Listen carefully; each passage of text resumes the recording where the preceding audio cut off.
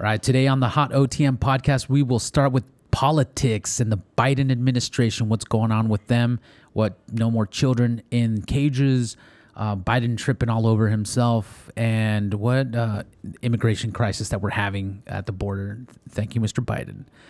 Second part, finance. In finance, we'll talk about the stock market and where silver's at today. We would move over to entertainment, and it looks like there's a gentleman named Tom McDonald. That's his name. The hottest new rapper in town, spitting truth. And lastly, on our gun corner, we will talk about how racist gun control really is. Stay tuned.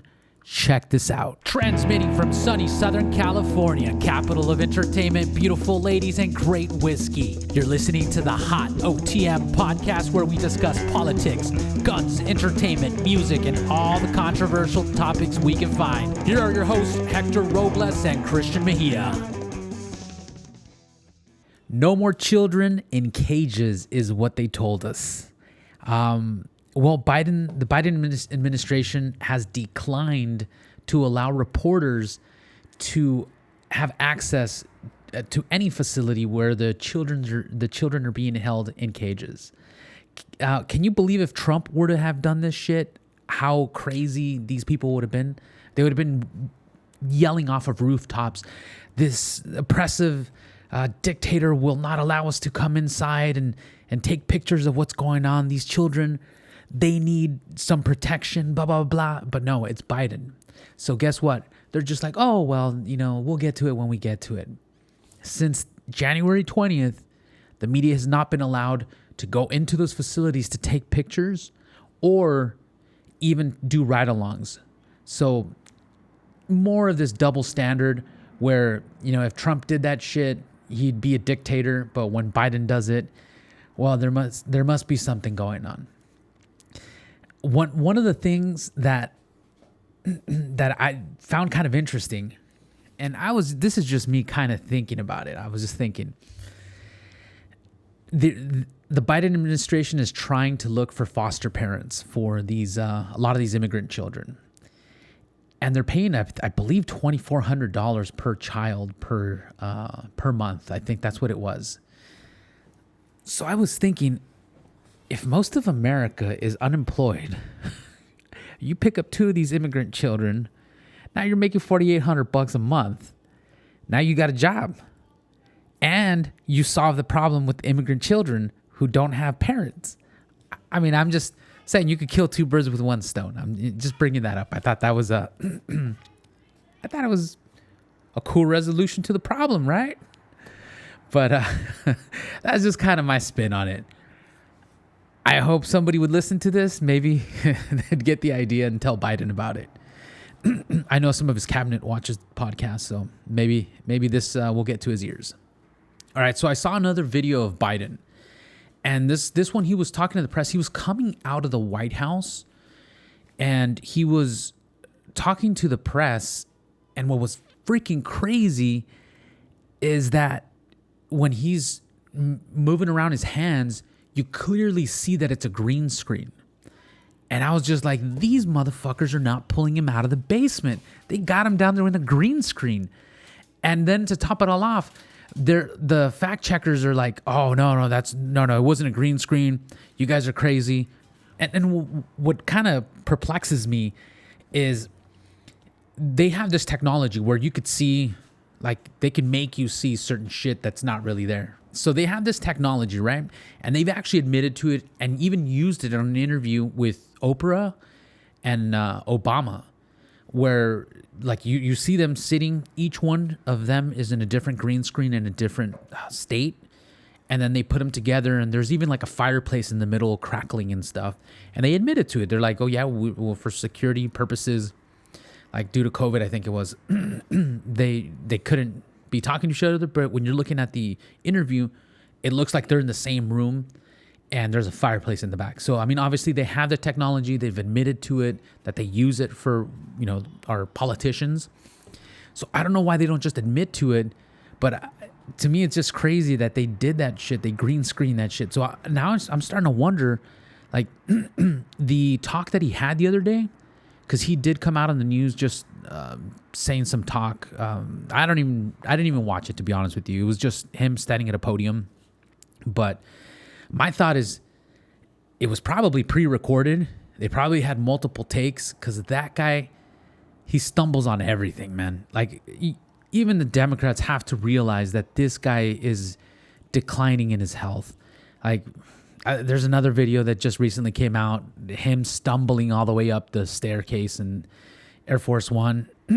So, I mean, you could tell that his health is deteriorating to the point where even Putin made a comment. He said, I just hope that he's healthy. And he even made the comment and saying, and not in an ironic or a funny way, like, I seriously hope he's okay. So, I mean, it's obvious to everyone that his health is declining, which leads me to believe that maybe Camel Toe is probably running the show right now. Who knows? Who knows who the hell is running the show? But, you know, I just wish they'd be honest about it, since they're the ones that accused the dictator Trump that he was such a horrible person. So, just more fucking bullshit politicians full of shit trying to blow smoke up our asses, essentially. Oh, and I almost forgot to mention the situation with China. They were talking some mad shit. I think they're ready to fucking just bitch slap Biden the fuck out of the White House. North Korea was talking shit too, and then Biden, the one person he talks shit on Putin, and Putin challenges him to do a live debate. Do you really think fucking if he were to do a live debate with, I don't know, fucking anyone, a third grader, he'd fucking lose? Like, that's how bad this guy is, man. This guy is just, he's a fucking kid. I'm sure he wears diapers at this point, and I'm not trying to be a dick about it, but like, realistically, man, the guy is fucking gone. That's a low blow. That's a low Joe blow? What? But yeah, he was calling Putin a murderer, and Putin's like, fuck you, dude. You want to fucking debate about murderers? Come on live television. We'll do a debate. But obviously, he doesn't want to do a live debate. They've got to fucking film this shit with green screens, and they got to film this shit in studios. So it's not going to happen. But just thought it was funny that he would have the balls, or fucking not even balls, the gall to fucking call him a murderer when the Democratic Party's sending more troops to the Middle East. They started bombing Syria now. I mean, they're the fucking real murderers, if you ask me. But and then moving over to immigration a little bit. I know that I was thinking of how much the media tries to divide us, just as a nation, telling us that everyone, that we're racist if we don't like the fact that they're giving immigration to fucking everyone. And it's, to me, it doesn't make any sense, man. Like, why would you tell everyone in the fucking world, like, hey, we're ready to take you in the middle of a pandemic, and when there's no fucking, there's no work, there's no nothing for Americans, perfect time, come on in. Like, what kind of fucking crazy dumb fuck does that? Like, that's just stupid. That's not being racist. That's not being inhumane. It's just like, dude, you are in a fucking shitload of trouble, and you're gonna invite more people to your party? Like, I don't understand it.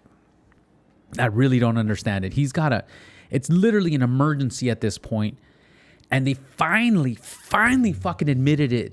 That stupid fucking circle around lady. What's her name, Mr. Producer?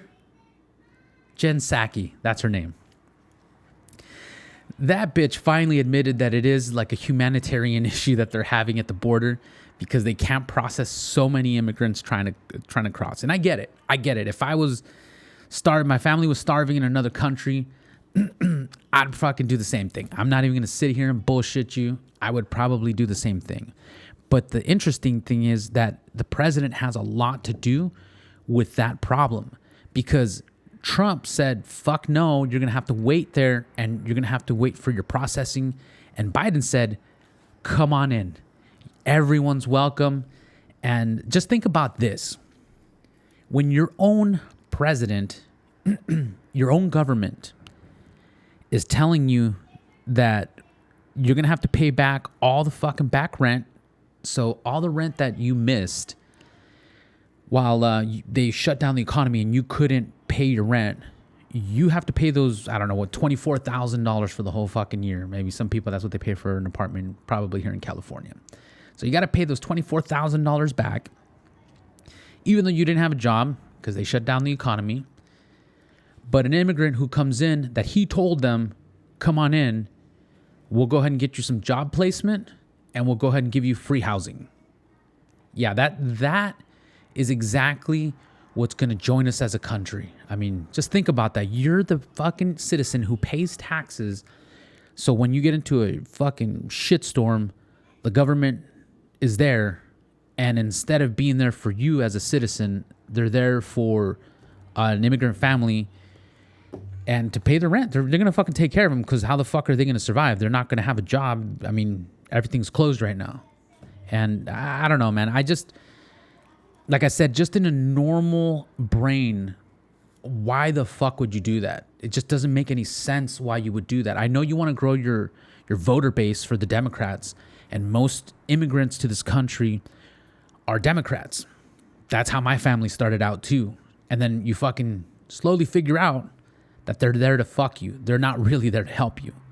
And the more and more you see this, I mean, it takes a long time, but I think that they're trying to push maybe a demographic, you know, their voting demographic, which I don't even understand why they're trying to push that, since, I mean, they can just flip votes whenever they want, technically, right? I mean, that's allegedly. I mean, so I don't even know why you need those voters. But anyway, I just thought it was I don't understand their situation. Now they've created a bigger problem with the children at the borders, because now everyone's sending children to the border, and now it's even a bigger clusterfuck. And there's a bunch of immigrants at the border waiting to be let into the country. So you just made a bad problem into a fucking worse problem. And again, not that I'm against immigration, because I think that there's a lot of talent that gets brought in through immigration, of, you know, immigrants coming into the country. So I think it's a good thing, but you can't just fucking say, hey, I'm opening fucking everything up and it's free for all. Everyone can fucking come in. It's Disneyland. Let's do this. You know, you can't do it that way. It's bad not only for our country, but also for the other countries. And the funny thing is that I just saw a video the other day of the president from El Salvador who mentioned this, that they don't like it because their talent is leaving their country and the hardworking people are leaving their country and coming to America. And they're like, we don't want to export our talent to America, because then their country doesn't grow either. So they don't want their citizens to be leaving either. But when you fucking promise them, you know, free housing, free healthcare, free fucking everything, what do you think most people are going to say? And they have a fucked up situation. They're going to fucking head on over to America, coming to America. So anyway, I was just trying to mention that both sides are actually not very happy with the arrangement. The president from El Salvador is mentioning that what ends up happening is the economy ends up being only the people sending money from America to El Salvador, which is not a sustainable economy. So I just thought it was really interesting to actually have a president, you know, spit some truth. And I just thought it was a great video. But anyway, with that, we will move over to our finance section. So finance. All right. Today on finance. Okay. So the stock market, it's pretty much same old thing. It's pumped up, and it's all due to stimulus checks and all this money that's flooding the market. So it's in a huge bubble, and all these economists that I listen to, they all say the same shit. It's gonna pop at some point.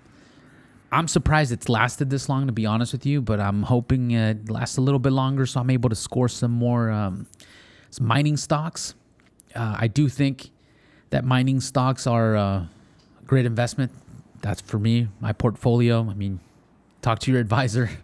One of the things that I did notice from there's a gentleman that I listened to. He's called a silver chartist, and this guy, he was talking. He had a chart up, and he was showing that commodities were at like it was literally like a chart showing that the commodities were at the very bottom it's a great time to buy. So I'm and I think it was like a 40-year chart. So I'm pretty bullish on purchasing some miners and gold stocks, ETFs, and things like that. I've got some investments in there. In regards to the gold and silver, gold is being pushed down, which is kind of an interesting situation because gold is being pushed down right now to I think it's like at $1,650, somewhere around there, close to $1,700. And silver, it's still at around $26 an ounce, but you can't buy it for less than $35, and it's still difficult to obtain silver physically. So there's like a disconnect still. Same situation. I'm still pretty bullish on physical silver as well. So it's still kind of the same situation. Once everyone gets their stimulus checks, make sure you invest accordingly to your situation. Moving over to entertainment, I'd like to introduce you to my new favorite rapper. What's his name? Mr. McDonald, I believe is his name. I know it sounds funny. He's from Canada, but this guy is a fucking badass, man.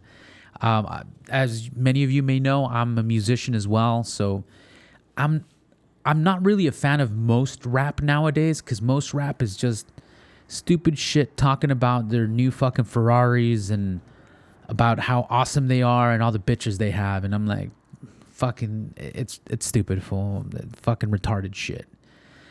Or you have idiots like Bad Bunny, which is another fucking retard as well.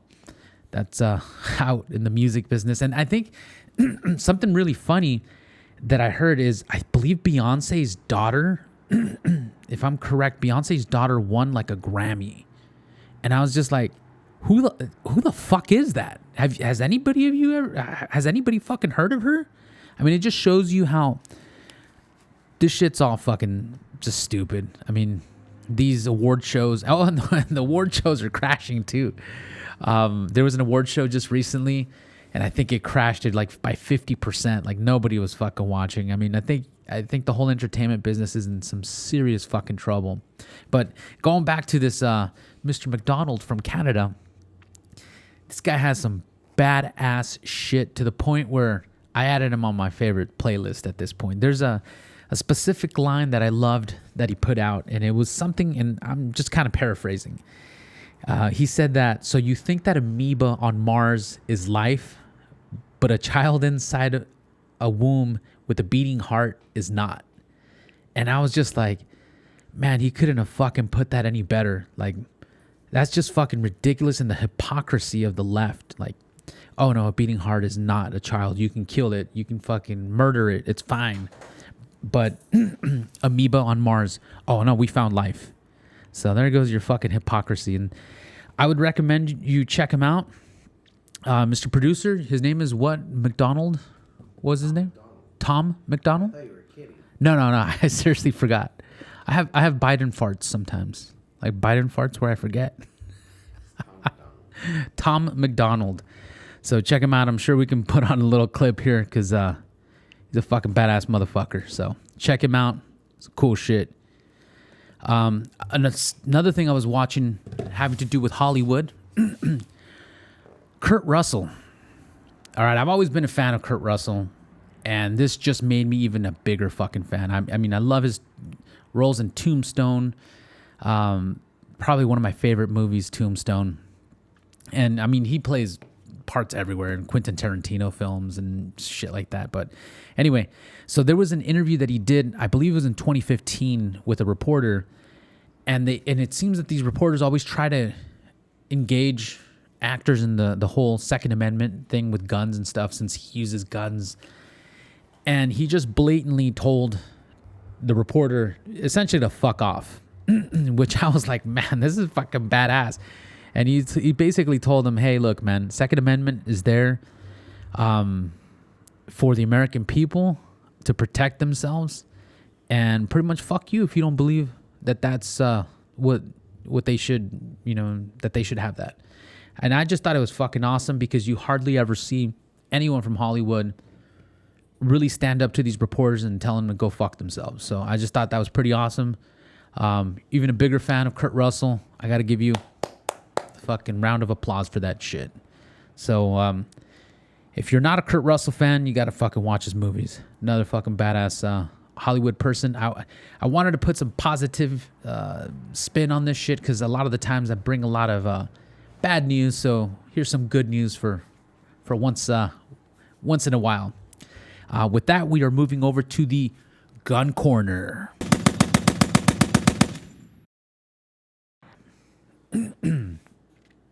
All right, in the gun corner, some interesting stuff. I was seeing that the left was pushing gun control. I mean, I've mentioned it in a lot of other podcasts that we've done, where the left has been recently pushing a lot of gun control. Luckily, there's the filibuster, and it looks like it's going to be dead when it gets to the Senate, a lot of these bills. And fucking Dianne Feinstein's assault weapon shit that she introduces all the time. So fuck that bitch. I'm from California, so I can say that. Anyway, so the interesting thing is that for the last this week, something that I noticed. Okay, so the Democrats have been introducing these bills, I think, for the past month. I think they've been pushing these bills, and I went on MSN. I believe I opened up my browser through what was it? I opened up my browser anyway. That the MSN popped up, and there's about 15 articles in there. And 4 out of the 15, so almost 1/3 of the 15 articles were all about shootings and guns and violence. And I was just like, yes, I'm sure that all this gun violence just started happening, and it has nothing to do with bad people. It's just guns are bad. And right in the middle when they're trying to pass gun legislation. So I just thought it was kind of funny how just corrupt, and how all I can say is how Chinese our media is. I mean, that's all I can say. How and not Chinese in a bad. It's just the Chinese Communist Party, our media. It's so obvious that they're controlling everything so much. I don't know. Whenever it's they're both in sync, trying to fucking pass shit, trying to do shit just like the Chinese Communist Party would do, if they wanted to brainwash you into shit. So I don't believe anything the fucking mainstream media says, and I'm pretty sure if you're listening to this show, I'm preaching to the choir. But anyway, I just thought that was really interesting. So, second story I have with our gun corner is I saw this guy. I saw him on Instagram. I don't remember his exact name, but he's just an Instagram guy. He's like a big gun. I think he's actually a gun instructor, and he just mentioned something that kind of it was so profound, I guess you could say, because he said that the left have been fighting for felons to have the right to vote because they say they've paid their debt to society. Yet they don't have the right to protect themselves. So no Second Amendment right. But you do have the right to choose a Democratic candidate. They only give you your rights if it benefits them, which is, I just thought, I'm like, man, the fucking hypocrisy again. And this shit is everywhere, man, everywhere. I thought it was funny, and I wanted to mention it to you. The left always screams racism all the time. Oh, everything's racist. Look at what's happening. This community's getting, hurt, and that community, look how many deaths are in this other community. And all these white people, the white man is racist and he's here to get you and the white man's trying to put you down. I honestly, I'm fucking tired of that shit. I'm tired of that shit. I don't think the white man's trying to put me down. As a matter of fact, honestly, I'm going to tell you that I've met a ton of white people and they've helped me and my family. So, I mean, I don't really understand. And they're going to say, well, it just hasn't happened to you. Look, man, there's fucking bad people everywhere. I'll put it to you this way. When I was younger, we got into a car accident in Mexico. All right. We were driving down to Mexico. We got into a car accident and our vehicle overturned. And instead of people fucking helping us, they were stealing from us everything, our clothes. They tried to steal the boots from my uncle off of him while he was laying there basically dying. So you can't tell me that brown people are good and white people are bad when I've seen brown people commit some fucked up shit to me personally. I'm not saying that all brown people are bad because I've met a lot of great people, Mexican people, Salvadorian people. So it's just understand that there's fucking bad people everywhere, but I still think that there's a lot more good people than bad people. Anyway, so that's my little fucking rant with that shit. I'm just saying I'm tired of all this racism, calling white people bad and that they're trying to keep you down. I'm done with this shit. There's good people and bad people everywhere. I think there's more good people. But anyway, so we'll move from that to the last part here. I do think that there's one spot where you could say that racism is a true factor. That one spot, gun control. Gun control was originally implemented when the Black Panthers started demonstrating with weapons. So the whole point of gun control was a racist agenda. So if you're not racist, why would you want gun control? I do think we're winning. And the proof is this hard push of the left trying to push this gun control. And that's going nowhere. And all the great new owners, all the new gun owners. So I do think that that's showing that we're winning. And with that win in the bag, I want to say thank you for tuning in. Please subscribe. I hope we've earned your subscription today. And if we haven't, hopefully we could earn it in the next video or podcast. Thank you so much for joining us, and you guys have a good night.